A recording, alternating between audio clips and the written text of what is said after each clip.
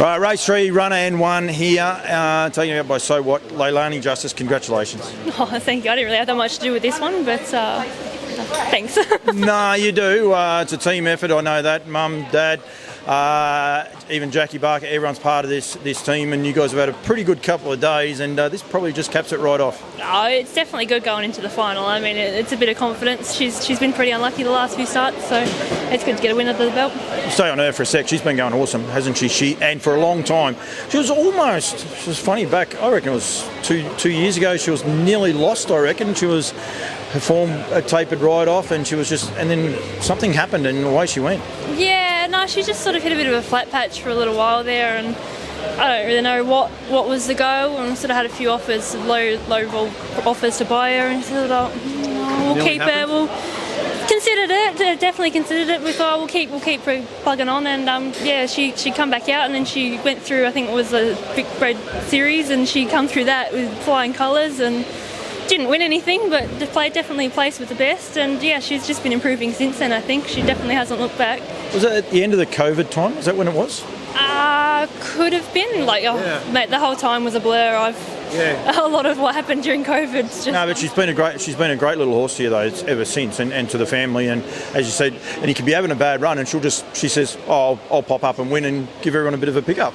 Yeah, well, even when she hasn't won, like she's run those nice thirds and seconds, she's been very, very consistent, very genuine each time she puts her hard on the track. So you can't be upset with her. You know, she goes out, she's in the country cups.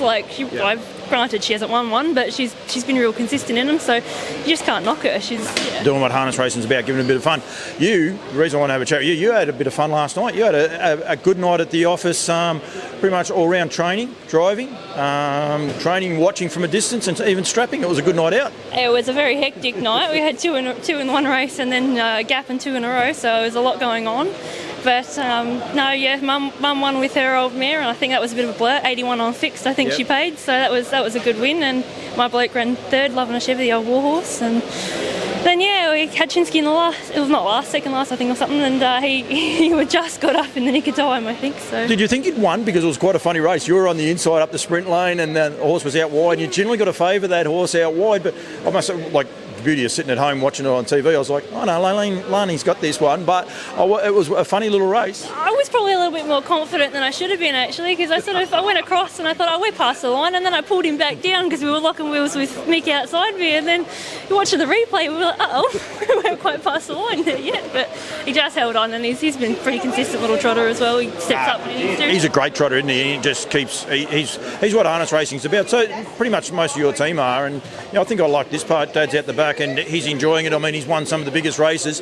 He's getting just as big a thrill out of this, and he probably got just as big a thrill last night sharing in all those spoils. It's not always about winning the big races. The big races are part of it, but just enjoying the ride and enjoying the family and the people you get to share it with. Yeah, and especially for us. I mean, we don't really have that many outside horses that we train for at the moment. I mean, we've got shares in most of them. We've got shares in So What, and both of the ones that won last night we've got shares in. So, it's definitely there's a lot of it, like having that personal sort of investment in it. But it is real good. It's good. I like being in it because there's always something going on, and then when they stand up, you had a good week, and sometimes you don't. But that's just the way it goes.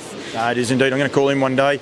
I reckon it won't be until after April. I'll tell you now, because I think I've told you a few times earlier on the tease, but I'll get a bit of time and sit down with you, because you also do a lot in the equestrian world, and you're evolving, and you're what we need in this sport as well. So we need people to come from all different codes, and that you're still sponsored by Randvet as well. They are great supporters of you, and you do an awesome job with them. I'll tag them in this post.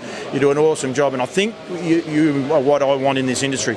People to think outside the square, get it different, do it different, and you definitely get that part of it, and I think this is well done. So this is the reason I wanted to interview you tonight. We'll have a bit more of a big sit down and a good chat about it, Leilani, but congratulations tonight, all the family, and on the last couple of days as well.